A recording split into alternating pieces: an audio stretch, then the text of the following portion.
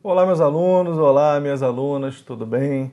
É um prazer imenso estar de volta nessa nossa dica número 5, nessas 20 regressivas de direito constitucional para o projeto Exame de Ordem, e eu vou continuar tratando do importantíssimo assunto chamado controle de constitucionalidade.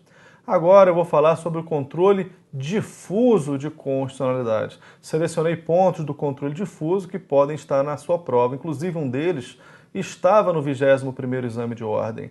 E na aula de véspera presencial, que o Gran Curso Online promoveu aqui em Brasília, eu cravei uma questão. Eu falei, esse ponto é importante, e estava lá, cobrando a súmula vinculante número 10, que iremos tratar agora. Beleza? Tamo junto? Projeto. Bem, a lei de estimação do controle difuso é ampla. O autor, quando entra com a sua petição, ele pode pedir na fundamentação a inconstitucionalidade da lei. O réu, quando faz a sua contestação, pode pedir na fundamentação a inconstitucionalidade da lei. O Ministério Público, que atua no feito como custos legis, pode dizer que a lei é inconstitucional. E o juiz de ofício pode reconhecer a inconstitucionalidade de uma norma. Então, a legitimação ativa, a provocação da inconstitucionalidade no controle difuso, ela é amplíssima. Todos aqueles que atuam no feito poderão arguir a inconstitucionalidade da norma. Projeto. E a competência? Quem pode, no controle difuso, declarar uma lei inconstitucional? Como eu disse na nossa dica número 4, todos os membros do Poder Judiciário, todos os magistrados, seja aquele juiz monocrático da primeira instância, no juízo estadual, no juízo federal, no juízo trabalhista, enfim, todos os juízes monocráticos da primeira instância podem declarar uma lei inconstitucional. E também os tribunais do país.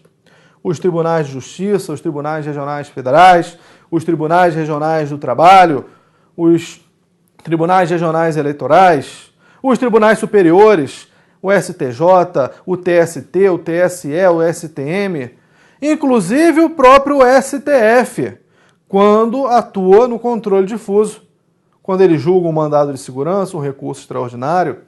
Então, todos os magistrados são competentes no controle difuso de constitucionalidade. Agora, cuidado. Este é o ponto que eu disse no aulão de véspera que ia cair, caiu no nosso 21º Exame de Ordem. No caso dos tribunais, a Constituição Federal, no artigo 97, nos traz o princípio da reserva de plenário, também chamado de cláusula full bench. De acordo com o princípio da reserva de plenário do artigo 97 da Constituição Federal, os órgãos fracionários dos tribunais, como regra, não realizam controle. Se é um órgão fracionário de um tribunal, ele não pode realizar, em princípio, controle de constitucionalidade. Ele tem que mandar para o plenário ou órgão especial quando houver. E quando um tribunal pode ter órgão especial? Quando aquele tribunal tiver 25 ou mais julgadores, tá certo? Como o STJ, que tem 33. O STJ tem órgão especial. Então, os órgãos fracionários não realizam controle. Quem realiza? O plenário ou o órgão especial, quando houver. Esse é o princípio da reserva de plenário. Só que tem exceção? Tem exceção. Projeto.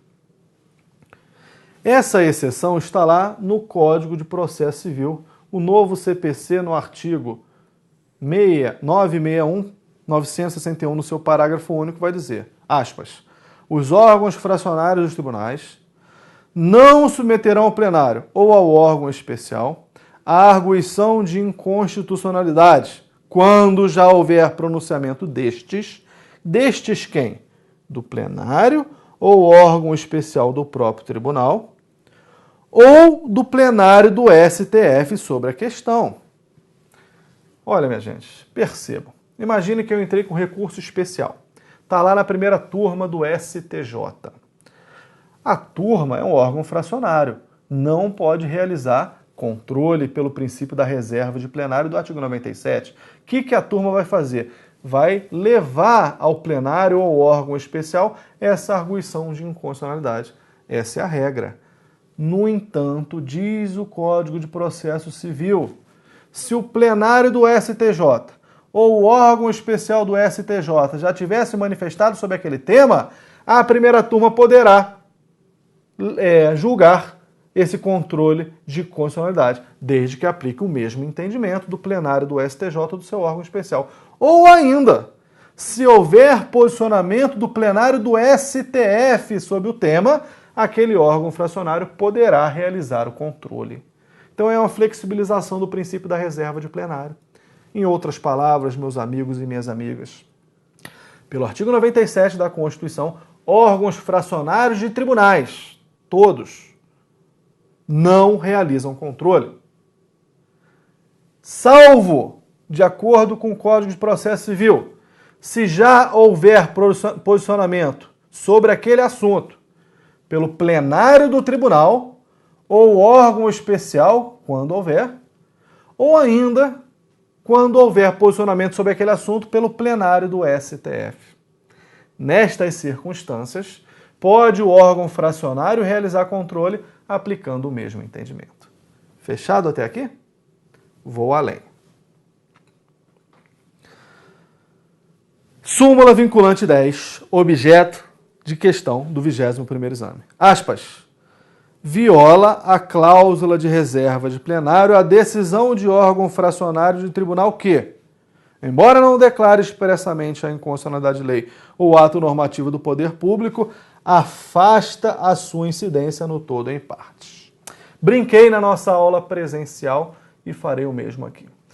O tribunal, malandramente, não enfrenta a questão da inconstitucionalidade, afastando a incidência. O órgão fracionário de tribunal, ele é obrigado a enfrentar aquela questão de constitucionalidade posta pelas partes. Ele não pode simplesmente afastar a incidência daquela lei e julgar por outro fundamento. É isso que a súmula vinculante 10 está dizendo. Se chega uma matéria num órgão fracionário de tribunal, onde tem uma questão de constitucionalidade, ele tem que enfrentar. Ele não pode simplesmente afastar a incidência e julgar. Ele tem que enfrentar. E em enfrentando o tema, ele não julga pelo princípio da reserva de plenário. O órgão fracionário remete para o pleno ou o órgão especial, se houver. Agora, tendo precedente do plenário ou órgão especial do próprio tribunal, tendo precedente do plenário do STF, ele aplica o mesmo entendimento. Mas não havendo precedente, ele remete para o pleno ou para o órgão especial. Essa é a súmula vinculante 10 que caiu. O órgão fracionário não pode simplesmente afastar a incidência da lei e julgar por outro fundamento, porque isso ofende o princípio da reserva de plenário, porque ele tem que enfrentar a questão de constitucionalidade posta. Beleza, minha gente? E o Supremo também se submete ao princípio da reserva de plenário. Claro, o Supremo tem um plenário com 11 ministros e 2 turmas, cada qual com 5 ministros. A primeira turma, a segunda turma do STF não pode declarar uma lei inconstitucional, a não ser que haja precedente do próprio plenário, porque o STF também se submete ao princípio da reserva de plenário ou cláusula full bench. Fechado? Projeta. Efeitos da decisão no controle difuso interpartes entre autor e réu.